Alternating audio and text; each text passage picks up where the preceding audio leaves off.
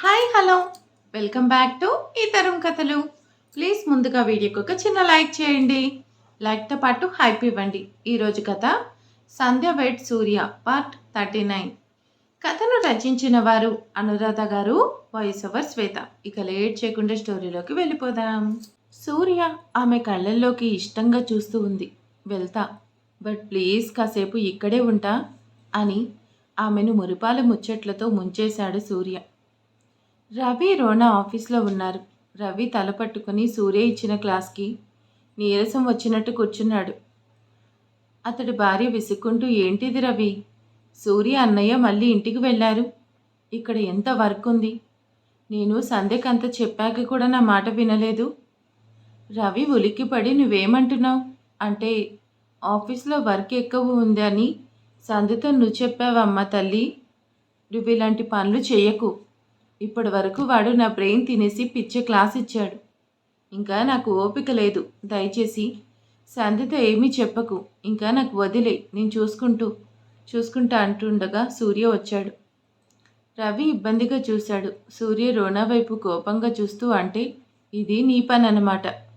చూడు రోనా, నువ్వు మళ్ళీ ఇంకెప్పుడు సంధ్యకి ఇక్కడ విషయాలు చెప్పొద్దు, నీకంతా తెలుసుగా, అది అసలే చాలా భయపడుతూ డిస్టర్బ్గా ఉంటే నువ్వు ఆఫీస్ వ్యవహారాలు చెప్పి ఇంకా టెన్షన్ పెట్టావు అంటూ క్లాస్ ఇచ్చాడు రోనాకి.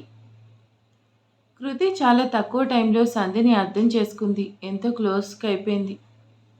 సంధ్య కూడా ఆమెతో చాలా క్లోజ్గా మాట్లాడుతూ ఉంటే మధ్యలో మౌర్య కలగ చేసుకొని తన ఎక్స్పీరియన్స్ స్విట్జర్లాండ్ విషయాలు చెప్తూ ఎంతో కలివిడిగా ఉన్నాడు.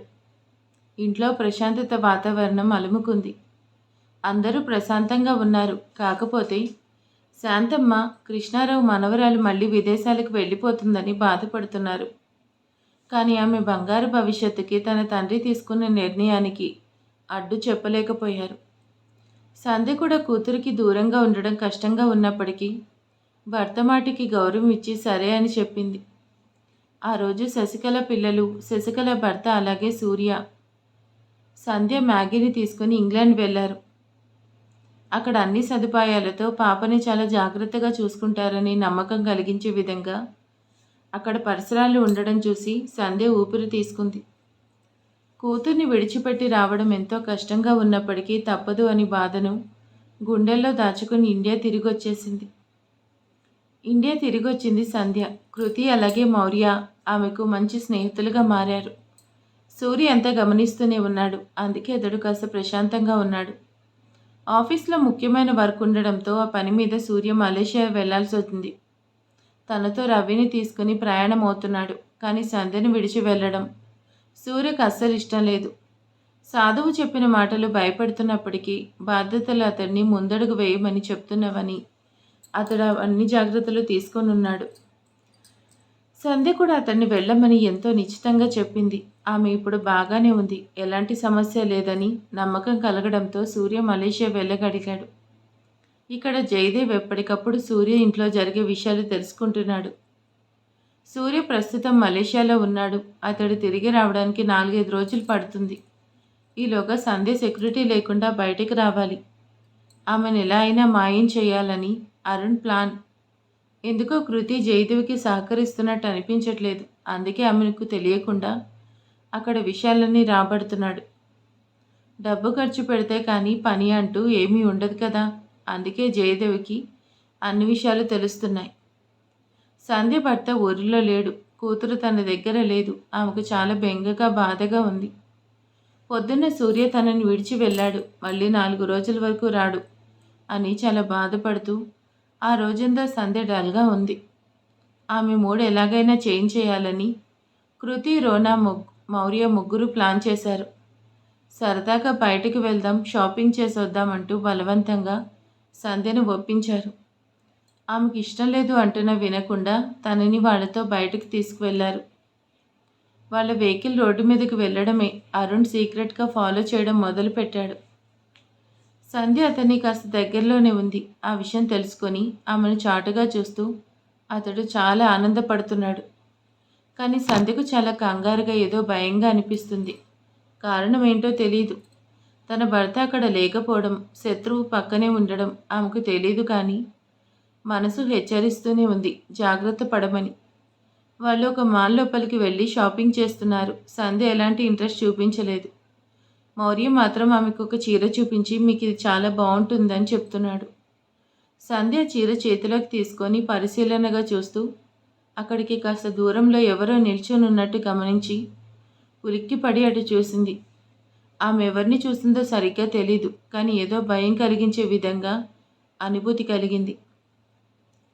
సంధ్య తనకేమీ వద్దు అంటూ ఒక పక్కన కూర్చుంటా మీరు చూసుకొని రండి అంటూ అటుగా వెళ్ళింది. సడన్గా అంత పెద్ద మాల్లో పవర్ పోయింది. ఉన్నట్టుండి చీకటి అల్లుకుంది. సడన్గా సంధ్య ఉన్న దగ్గరికి అరుణ్ వచ్చాడు. ఆమె నోటికి ఒక చేత్తో గట్టిగా నొక్కి పట్టుకొని ఇంకో చేత్తో వెనుక నుండి ఆమెను గట్టిగా హత్తుకున్నాడు. ఆ క్షణం ఆమెకు ఎంత భయం వేసిందంటే ఊపిరాడనంత కష్టంగా, తట్టుకోలేనంత కంపరంగా.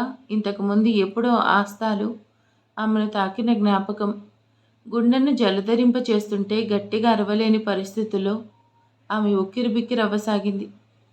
ప్రాణం పోతుందేమో అంత భయం. కొన్ని క్షణాలు భరించింది. అంతలో పవర్ వచ్చింది. తనను పట్టుకున్న బలమైన చేతులు విడిచిపెట్టాయి. అన్ని చోట్ల లైటు వెలిగి కాంతి అలుముకుంది. కానీ సంధ్య ఉక్కిరిబిక్కిరవుతూ భయంతో వణికిపోతూ అంతవరకు తనను పట్టుకున్న వ్యక్తి ఎవరై ఉంటారు అన్నట్టు కంగారుగా చుట్టూ చూడసాగింది. అక్కడెవరూ లేరు. అంత నార్మల్గా ఉంది. కానీ జరిగింది అబద్ధం కాదు. ఆమెను బలంగా ఎవరో పట్టుకున్నారు. సంధ్య భయంగా చుట్టూ చూస్తూ భరించలేని భావనకు లోనై గట్టిగా అరిచింది. ఆమె అలా అరవడంతో అక్కడికి కాస్త దూరంలో ఉన్న కృతి, మౌర్య, రోనా పరుగులు పెడుతూ వచ్చారు. వాళ్ళు సంధ్యను చేరుకునే లోపే సంధ్య కళ్ళు తిరిగి పడిపోయింది. వాళ్ళకి ఏం చేయాలో అర్థం కాలేదు. చాలా కంగారు పడ్డారు. వెంటనే హాస్పిటల్లో చేర్చారు. అక్కడే చాటుగా దాక్కొని జరుగుతుంది చూస్తూ నవ్వుతున్నాడు అరుణ్. అయ్యో పిచ్చి సంధ్య, ఈ మాత్రం దానికే భయపడిపోతే ఎలా?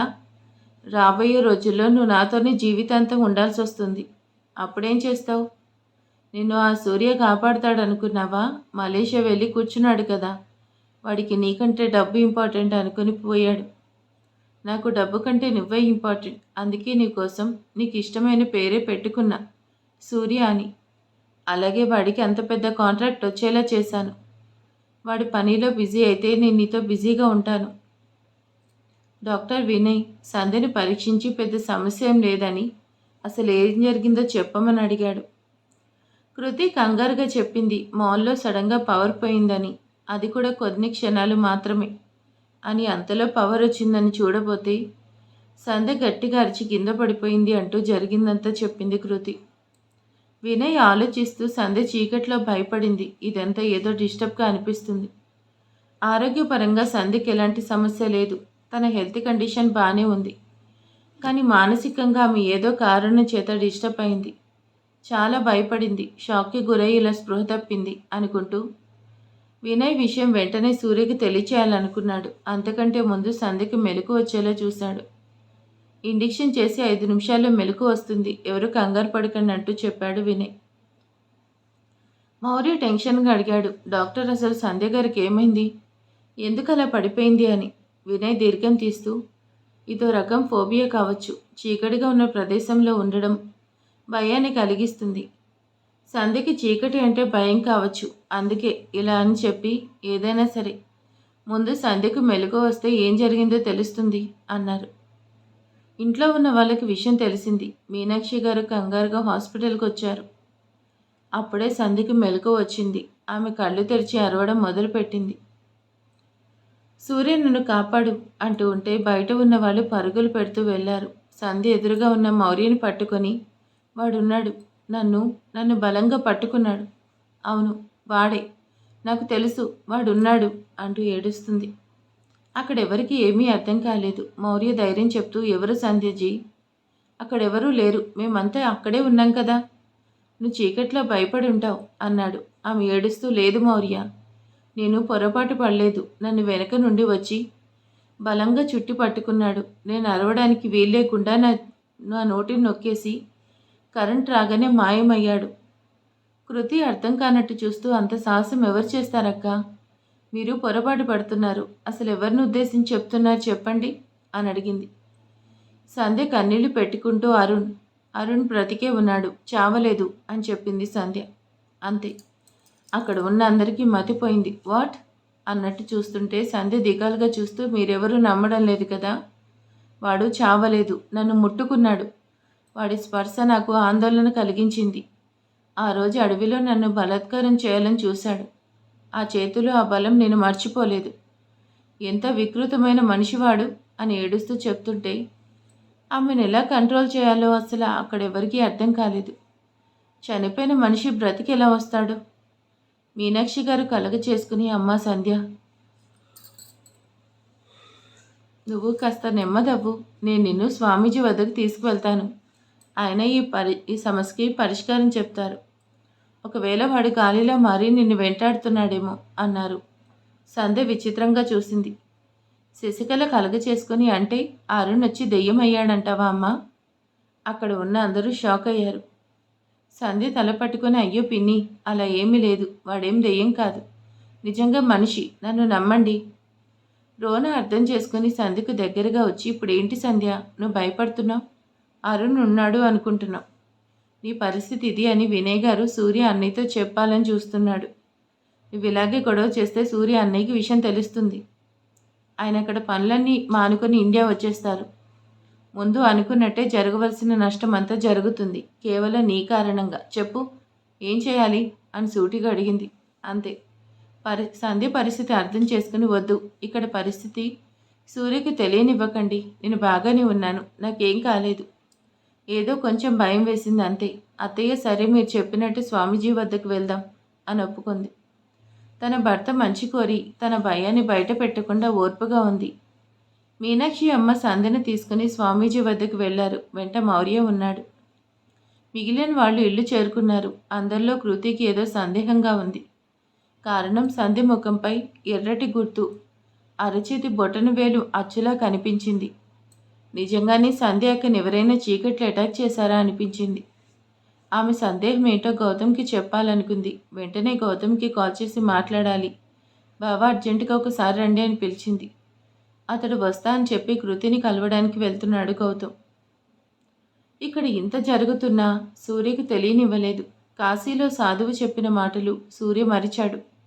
ఎట్టి పరిస్థితుల్లోనూ నీ భార్యకు నువ్వు దూరంగా ఉండకూడదు, వీలైనంత దగ్గరగా ఉండడమే ఆమెకు క్షేమమని. కానీ సూర్య ఇప్పుడు ఆమెకు కొన్ని వేల కిలోమీటర్ల దూరంలో ఉన్నాడు. మలేషియాలో సూర్య మీటింగ్లో ఉన్నాడు. అది అతనికి చాలా ఇంపార్టెంట్. ఎందుకో తెలీదు, మనసు చాలా హెచ్చరిస్తుంది. ఇండియాలో ఉన్న సంధ్య ఎలా ఉందో ఏంటో అని కంగారు కలుగుతుంది. మనసు అస్సలు స్థిమితంగా లేదు. అతడి పరిస్థితి రవి గమనిస్తూనే ఉన్నాడు. ఎలాగోలా మీటింగ్ పూర్తయింది. అక్కడి కాంట్రాక్ట్ సైన్ త్వరగానే జరిగింది. కాకపోతే ఇంకో 2 రోజులు అక్కడే ఉండి చేయవలసిన పని కొంతుంది. ప్రస్తుతం సూర్య, రవి హోటల్లో ఉన్నారు. రవి అడిగాడు, ఏమైందిరా, ఎందుకు అప్సెట్గా కనిపిస్తున్నావని.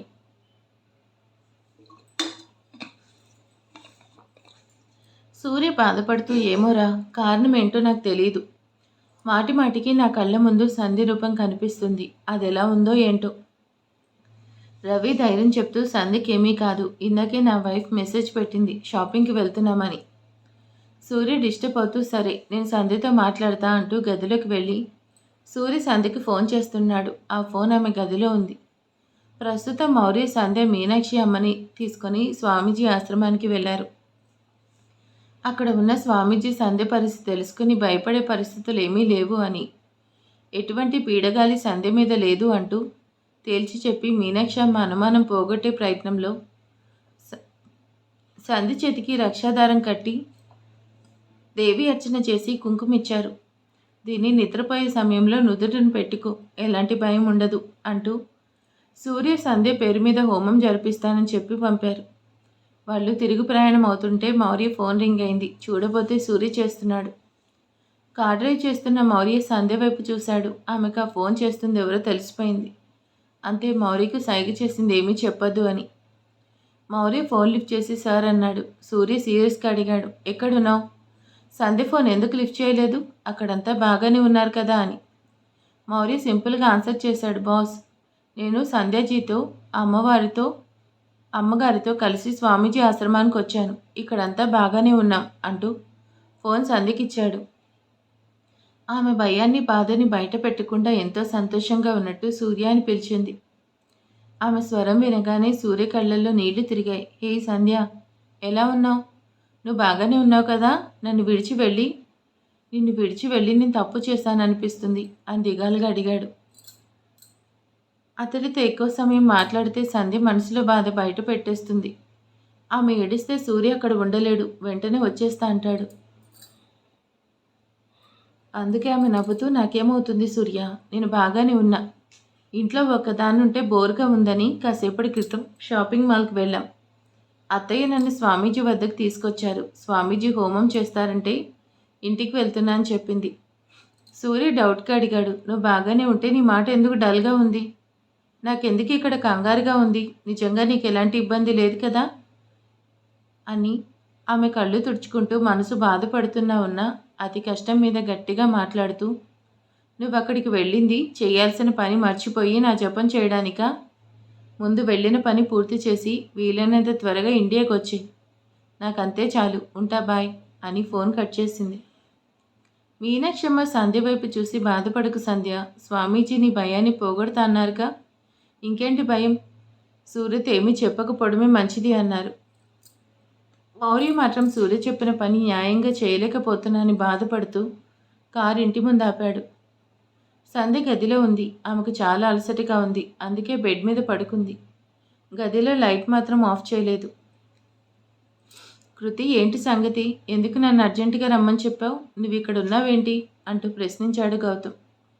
కృతి షాపింగ్ మాల్లో జరిగింది చెప్పింది. గౌతమ్ ఆశ్చర్యపోయాడు. వాట్? సంధ్య వదిన చీకట్లో భయపడ్డారా?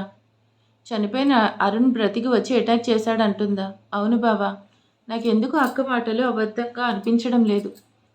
సంధ్య అక్క ముఖంపై ఎర్రటి మార్క్ అనిపించింది. ఆమెపై అరుణ్ అటాక్ చేయకపోయినా ఇంకెవరో ఆ చీకట్లో అడ్వాంటేజ్ తీసుకున్నారనిపిస్తుంది. మీరు విషయం తెలుసుకోండి. సూర్యబాబా ఇండియాలో లేరు. ఆయన వచ్చేలోగా విషయం క్లియర్ అవ్వాలి. గౌతమ్ ఆలోచిస్తూ, నువ్వేం టెన్షన్ అవ్వకు, నేను చూసుకుంటాను. నేరుగా షాపింగ్ మాల్కి వెళ్ళాడు. అక్కడ మేనేజర్ని కలిసి మానిటర్ రూమ్ ఎక్కడుంది, ఈరోజు మీ మాల్లో పవర్ పోయిన సమయంలో రికార్డ్ అయిన సీసీటీవీ ఫుటేజ్ నేను చూడాలంటూ ఆర్డర్ వేశాడు. అవతల వ్యక్తి సరే అని తీసుకువెళ్ళాడు. విచిత్రం ఏంటంటే సంధ్య వాళ్ళు షాపింగ్ మాల్ పరిసరాల్లో అడుగు పెడుతుండగా సీసీ కెమెరాలు పనిచేయడం ఆగిపోయింది. మళ్ళీ సంధ్య వాళ్ళు తిరిగి వెళ్ళిపోయిన అరగంట వరకు అవి పనిచేయలేదు. ఆ తర్వాత దానికి ముందు రికార్డ్ అయిన డేటా మాత్రమే స్టోర్ అయి ఉంది. గౌతమ్ ఆశ్చర్యపోయాడు. What is this? ఇలా ఎందుకు జరిగింది? ఏదో కావాలని మా వాళ్ళు ఈ మాల్ ఎంట్రన్స్ వద్దకు రాగానే సీసీ ఆఫ్ చేసి వాళ్ళంతా వెళ్ళాకే వర్క్ అయ్యేలా చేసినట్టు తెలుస్తుంది. ఏంటి విషయం అని సీరియస్ అయ్యాడు. అవతల వ్యక్తి భయపడుతూ, అలా ఏమీ కాదు సార్, మాకేం అవసరం చెప్పండి. సీసీ ఆఫ్ చేయాల్సిన పని లేదు.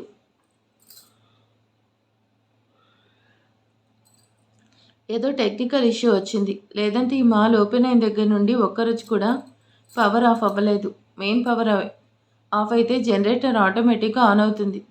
కానీ 15 క్షణాలు పవర్ ఆన్ అవ్వలేదు. మేము చెప్తుంది నిజం సార్ అంటూ చెప్పారు. గౌతమ్ పక్కనే కృతి ఉంది. ఆ ఇరువురు ఒకరి ముఖం ఒకరు చూసుకుంటూ ఖచ్చితంగా ఏదో జరిగింది తెలియాలనుకుంటూ ఓకే అని బయటకు వచ్చారు. గౌతమ్ ఆ చుట్టుపక్కల ట్రాఫిక్ సిగ్నల్ ఉండడం చూసి, సీసీ కెమెరాలు ఉండడం చూసి కంట్రోల్ రూమ్కి వెళ్ళి అక్కడ డేటా ఏమైనా దొరికే ఛాన్స్ ఉంటుందేమో తెలుసుకుంటా అని చెప్పి, అప్పటి వరకు ఎవరితో ఎలాంటి డిస్కస్ చేయకు అని కృతిని జాగ్రత్తగా ఇంటి దగ్గర డ్రాప్ చేసి కంట్రోల్ రూమ్ వైపు వెళ్ళిపోయాడు.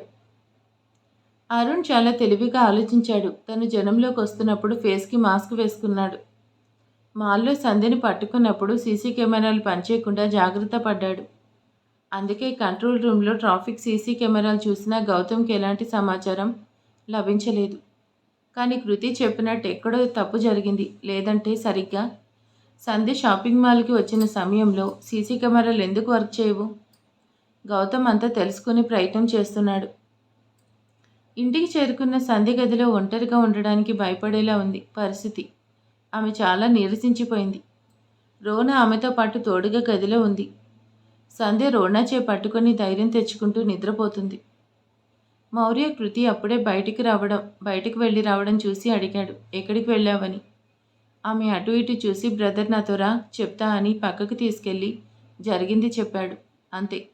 అతడు షాక్ అయ్యాడు. అంటే సందేశి చెప్పింది నిజం. ఆమెపై ఎవరో అటాక్ చేశారు. ఇదేదో ప్రమాదంగా ఉంది. వెంటనే సూర్య గారికి చెప్పాలి అన్నాడు.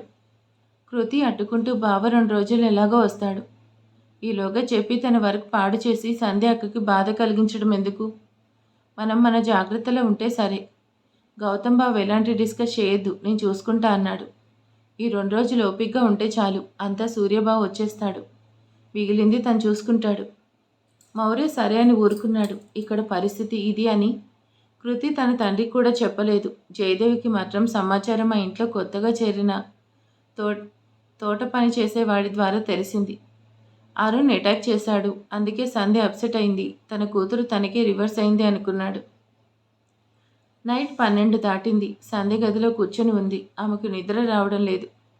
అరుణ్ తనని చూస్తున్నట్టు, ఎత్తుకుపోయే ప్రయత్నం చేస్తున్నట్టు చాలా భయం వేస్తుంది. తనతో రోనా ఉంటే ఆమెకు నిద్ర డిస్టర్బ్ అని సంధ్య నార్మల్గా ఉన్నాను, నేనేం భయపడ్డం లేదు అంటూ ఆమెను పంపించి ఒంటరిగా కూర్చొని ఏడుస్తూ ఉంది. అరుణ్ చనిపోలేదు, బ్రతికే ఉన్నాడు. కానీ ఎవరు నమ్మరు. అదేంటి అంటే దెయ్యం అంటారు. కానీ వాడు దెయ్యం కాదు, మృగం. ఆమె భయంతో ముడుచుకొని కూర్చొని సూర్య ఫోటో చూస్తూ కన్నీళ్లు పెట్టుకుంటూ ఉంది. ఆమె భయం, బాధ భర్తతో చెప్పుకుంటుంది. సూర్య, నాకు భయం వేస్తుంది. వెంటనే నిన్ను చూడాలి, నిన్ను పట్టుకొని ధైర్యం తెచ్చుకోవాలనుంది. కానీ నిజం తెలిస్తే నువ్వు నీ కర్తవ్యం విడిచి వచ్చేస్తావు. అలా చేస్తే నీకు నష్టం వస్తుంది. నా కారణంగా నీకు నష్టం రాకూడదు. కానీ సూర్య, నాకు భయం వేస్తుంది. నువ్వు నాతో ఉంటే నాకేం భయం ఉండదు అని ఏడుస్తూ భర్త కోసం ఎదురు చూస్తూ ఉంది. సరిగ్గా అప్పుడే సూర్య దగ్గర నుండి ఫోన్ వచ్చింది. ఆమె ఇక్కడ ఇంత బాధలో ఉంటే అక్కడ సూర్య ఎలా ప్రశాంతంగా ఉంటాడు? అంతే. సంధ్య సంతోషపడుతూ కళ్ళు తుడుచుకొని గొంతు సరి చేసుకొని హలో సూర్య అని పిలిచింది. ఆమె మాట వినగానే సూర్య అప్సెట్ అయ్యాడు. హే సంధ్య, ఏమైంది? నువ్వెందుకు బాధపడుతున్నావు? నువ్వు బాగానే ఉన్నావు కదా? అంతే. సంధ్య తడబడుతూ నేను బాధపడుతున్నానా? ఎవరు చెప్పాను నీకు? నేను నిద్రపోతున్నా సూర్య. నువ్వేం చేస్తున్నావు? ఇంకా ఎన్ని రోజులు అక్కడే ఉండాలి అని అడిగింది. సూర్య డౌట్గా చూస్తూ అలాగా, నిన్ను చూడాలి, ఒకసారి వీడియో కాల్ చేస్తా అన్నాడు. సంధ్య పొద్దునుండి ఏడుస్తూనే ఉంది. ఇప్పుడు తనని చూస్తే సూర్య అక్కడ క్షణం కూడా ఉండడు. అందుకే ఆవలిస్తూ ఇప్పుడు వీడియో కాల్ ఏంటి సూర్య? చీకట్లో నేను నిద్రపోతున్నా, మార్నింగ్ చేస్తాలే, చాలా నిద్రొస్తుంది, బాయ్ అని చెప్పింది. సూర్య ఆశ్చర్యంగా బెడ్ లైట్ వేసిలేదా అన్నాడు. సంధ్య తడబడుతూ లేదు, సరే పడుకుంటా, బాయ్ అని ఫోన్ కట్ చేసింది. ఆ వెంటనే గట్టిగా ఏడుస్తూ నాకు నిన్ను చూడాలని ఉంది, ఇప్పుడే నీ దగ్గరకు వచ్చేయాలని ఉంది అంటూ బాధపడుతూ పొద్దున్నెప్పుడో నిద్రపోయింది. సంధ్య కళ్ళు తెరిచింది. మెలకు వచ్చింది. ఏదో తలుచుకుంటూ బెడ్పై నుండి లేచి కూర్చుంది. తన కళ్ళ ముందు ఎవరో కనిపిస్తున్నారు. అది నిజమో కలో అర్థం కాలేదు. అందుకే నమ్మలేనట్టు చూస్తూ కొంత సమయం ఉండిపోయింది. అలా చూస్తూ ఉంటే అది కల కాదు, నిజం అనిపించింది. సూర్య తన ముందున్నాడు. తన ప్రాణం తిరిగి వచ్చినట్టు అనిపించింది. సూర్య అని గట్టిగా పిలిచింది. అతడు ఎమోషనల్ అవుతూ ఆమె ముందుకొచ్చి సంధ్యను గుండెల్లో దాచుకుని చుట్టేశాడు. సంధ్య చిన్నపిల్లలు ఏడుస్తూ సూర్య వచ్చేసావా, థ్యాంక్ యూ అంటూ ఉంటే ఆమెను మరింత దగ్గరికి హత్తుకొని నా సంధ్యకు అబద్ధాలు చెప్పడం రాదు, నాకు తెలిసిపోతుంది. నువ్వు రాత్రి చీకట్లో ఉన్నా బెడ్ లైట్ కూడా వేసుకోలేదన్నావు. నీకు చీకటి అంటే భయం. నేను లేకుండా, మ్యాగీ కూడా లేకుండా ఒంటరిగా గదిలో చీకట్లో నువ్వు ఉండలేవు. ఖచ్చితంగా ఏదో జరిగింది అనిపించింది. అందుకే మేజర్ వర్క్ అంతా నేను పూర్తి చేసి మిగిలింది రవికి అప్పచెప్పి వచ్చేసాను. ప్లీజ్ సంధ్య, నన్ను వెళ్ళమని చెప్పకు. నేను వెళ్ళను. నువ్వు ఇలా బాధపడుతుంటే నేను వెళ్ళలేను అంటూ ఆమెను ఎంతగానో ఆరాధిస్తూ అతని మనసు హెచ్చరించిందని చెప్తూ ఉంటే సంధ్య సంతోషపడుతూ నా సూర్య వచ్చేశాడు, ఇంకా నాకేం భయం లేదు, అరుణ్ నన్నేం చేయలేడు అనింది. సూర్య అలర్ట్ అవుతూ ఏం జరిగింది అన్నాడు. సూర్య అతడి వైపు భయంగా చూస్తూ షాపింగ్ మాల్లో జరిగింది దాచకుండా చెప్పేసింది. సూర్య సీరియస్ అవుతూ ఆమెను ప్రొటెక్ట్గా పట్టుకొని నేను చూసుకుంటాను, భయపడకు అని ధైర్యం చెప్తూ వచ్చాడు. సంధ్య అతడి కౌగిలో దాక్కొని అంతవరకు భరించిన భయాన్ని దూరం చేసుకుంటూ ఉంది. మరి తర్వాత ఏం జరగబోతుంది ఏంటి అనేది నెక్స్ట్ పార్ట్లో చూద్దాం. ఈరోజు వీడియో ఎలా ఉందో ప్లీజ్ కామెంట్ చేసేయండి, లైక్ చేయండి. Thank you.